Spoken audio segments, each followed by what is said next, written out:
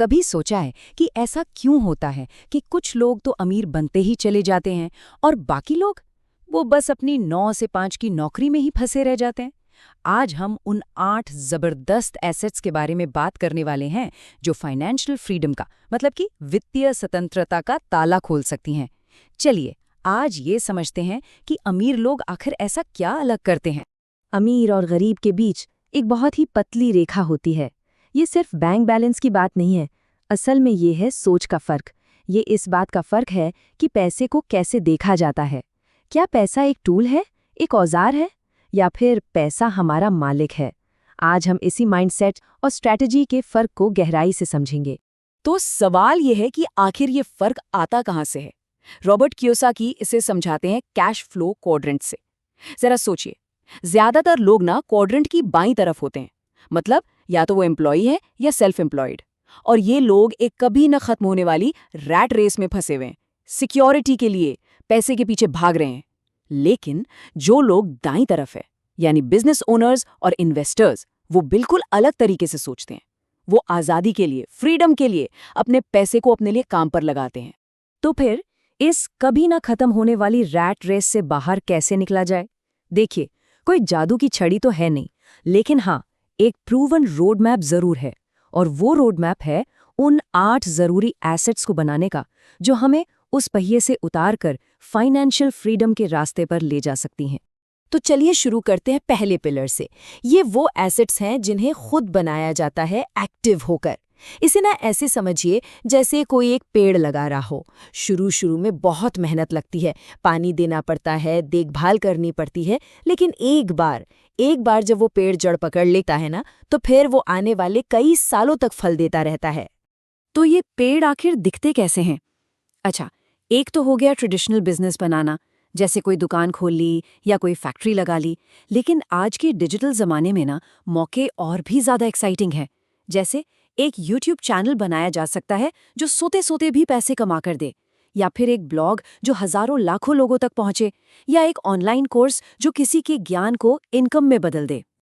और यहीं पर वो माइंडसेट का असली फर्क समझ आता है। जरा सोचिए, एक तरफ है पूरी जिंदगी जी तोड़ मेहनत करना सिर्फ एक तनख्वाह के लिए, और दूसरी तरफ है कुछ साल जमकर मेहनत करके एक ऐसा एसेट बना लेना जो फिर पूरी जिंदगी आपका और आपके परिवार का ख्याल रखे। ये फर्क ठीक वैसा ही है जैसा एक ट्रेडमिल पर दौड़ना और एक रॉकेट बनाने में होता है। अच्छा, लेकिन अगर किसी को शुरू से कुछ बनाना ही नहीं है तो तब क्या? यहीं पर आता है हमारा दूसरा पिलर, वो एसेट्स जिन्हें खरीदा जाता है। यहाँ पर हम अपनी कैपिटल का इस्तेमाल उन एसेट्स को खरीदने के लिए करते हैं जो पहले से ही पैसा बना रही हैं। इसी को कहते हैं स्मार्ट तरीके से अपने पैसे को काम पर लगाना। इस दुनिया में ना 3 मेन खिलाड़ी हैं। पहला, रियल एस्टेट, मतलब जमीन और इमारतें जो किराया देती हैं। दूसरा, पेपर एसेट्स, जैसे स्टॉक्स और बॉन्ड्स जो हमें बड़ी बड़ी कंपनियों में हिस्सेदारी देते हैं। और तीसरा है कमोडिटीज, यानी असली फिजिकल चीजें जैसे सोना, चांदी और तेल, जो हमेशा से ही वैल्यूएबल रही हैं। अब हो सकता है कोई सोचे, मेरे पास तो रियल एस्टेट खरीदने के लिए पैसे हैं ही नहीं। लेकिन अमीर लोग ना एक बहुत ही पावरफुल सीक्रेट का इस्तेमाल करते हैं, जिसे कहते हैं ओपीएम, यानी अदर पीपल्स मनी। वो बैंक से पैसा उधार लेते हैं और उससे एसेट खरीदते हैं। फाइनेंशियल फ्रीडम की राह में ये एक बहुत बड़ा गेम चेंजर है। देखिए ये काम कैसे करता है। एक प्रॉपर्टी खरीदी, उसे किराए पर दे दिया।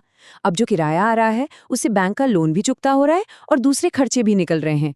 और जो पैसा उसके बाद बच गया वो सीधा अपनी जेब में। मतलब ये एक ऐसा एसेट है जो खुद अपना खर्चा भी उठाता है और हमें पैसे भी कमा कर देता है। और तो और इसमें अक्सर टैक्स बेनिफिट्स भी मिलते हैं। लेकिन अगर किसी को मकान मालिक बनने की ये सारी झंझट नहीं चाहिए तो कोई बात नहीं, यहीं पर काम आते हैं पेपर एसेट्स। इसके जरिए दुनिया की सबसे सफल कंपनियों जैसे अमेज़न या गूगल का एक छोटा सा हिस्सा खरीदा जा सकता है, बिना किसी दिन प्रतिदिन के मैनेजमेंट के झंझट के। इसके कुछ पॉपुलर एग्जाम्पल्स हैं स्टॉक्स, जो किसी कंपनी में मालिकाना हक का एक छोटा सा टुकड़ा होते हैं। बॉन्ड्स, जो असल में एक तरह का कर्ज है जो हम किसी कंपनी या सरकार को देते हैं। और म्यूचुअल फंड्स, जो एक टोकरी की तरह होते हैं जिसमें बहुत सारे अलग अलग स्टॉक्स और बॉन्ड्स रखे होते हैं, जिससे रिस्क कम हो जाता है। और फिर आता है वो जिससे कियोसाकी कहते हैं गॉड्स मनी, यानी कमोडिटीज। देखिए, जब सरकारें बहुत ज्यादा पैसा छापने लगती है ना, तो हमारी बचत की कीमत कम हो जाती है। ऐसे में सोना, चांदी और तेल जैसी फिजिकल चीजें अपनी वैल्यू बनाए रखती हैं। ये असली संपत्ति हैं जिन्हें छापा नहीं जा सकता। अब हम आते हैं तीसरे और शायद सबसे जरूरी पिलर पर। और ये पिलर पैसे के बारे में नहीं है, ये हमारे बारे में है। ये वो एसेट्स हैं जिन्हें खरीदा नहीं जा सकता, लेकिन इनके बिना बाकी सब कुछ बेकार है। ये हमारी नींव है। और ये 3 फाउंडेशनल एसेट्स हैं: हमारा समय, हमारी सेहत और हमारे रिश्ते, यानी हमारा नेटवर्क। ये वो नींव है जिस पर फाइनेंशियल सक्सेस का पूरा महल टिका होता है। और अगर ये नींव ही कमजोर हो तो फिर पूरी इमारत ढह सकती है। हम सबने सुना है टाइम इज मनी, है ना? लेकिन क्या हम सच में इस बात को मानते हैं? देखिए, पैसा तो खोकर वापस कमाया जा सकता है, लेकिन एक बार जो समय चला गया वो फिर कभी वापस नहीं आता। खासकर जो लोग यंग हैं, उनके पास सबसे पावरफुल एसेट है दशकों का समय। और समय का सबसे बड़ा जादू है कंपाउंडिंग, चक्रवृद्धि ब्याज की ताकत।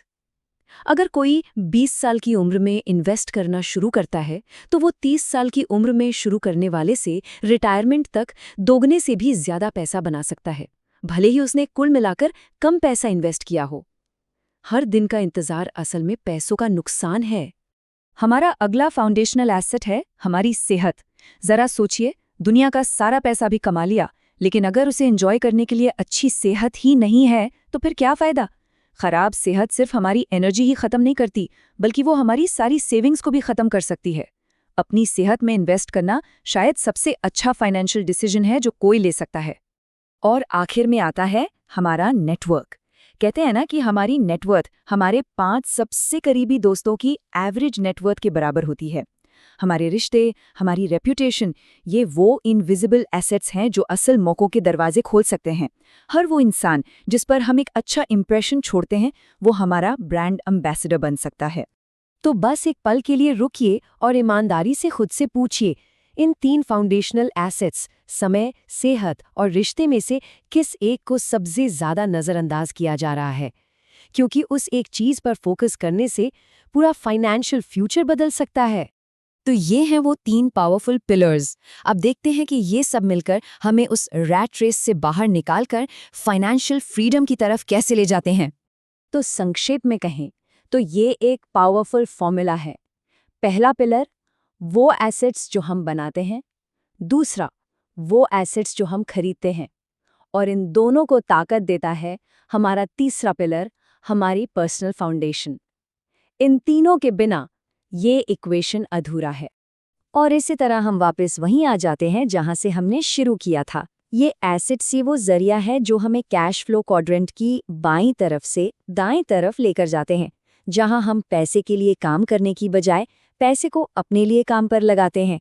ये एक एम्प्लॉय से एक इन्वेस्टर बनने का सफर है। ये असली आज़ादी का सफर है। और आखिर में ये सिर्फ पैसे के बारे में तो नहीं है, है ना? ये उस आज़ादी के बारे में है जो पैसा अपने साथ लाता है। अपने समय के साथ जो चाहे वो करने की आज़ादी, अपने लोगों का ख्याल रखने की आज़ादी और एक लेगेसी पीछे छोड़ने की आज़ादी। तो मैं आपको बस इस एक सवाल के साथ छोड़ना चाहती हूँ, पैसे से हटकर आपके लिए सच्ची दौलत का क्या मतलब है? क्योंकि इस सवाल का जवाब ढूंढना ही असली सफर है। इस जानकारी को समझने के लिए समय देने का बहुत बहुत धन्यवाद।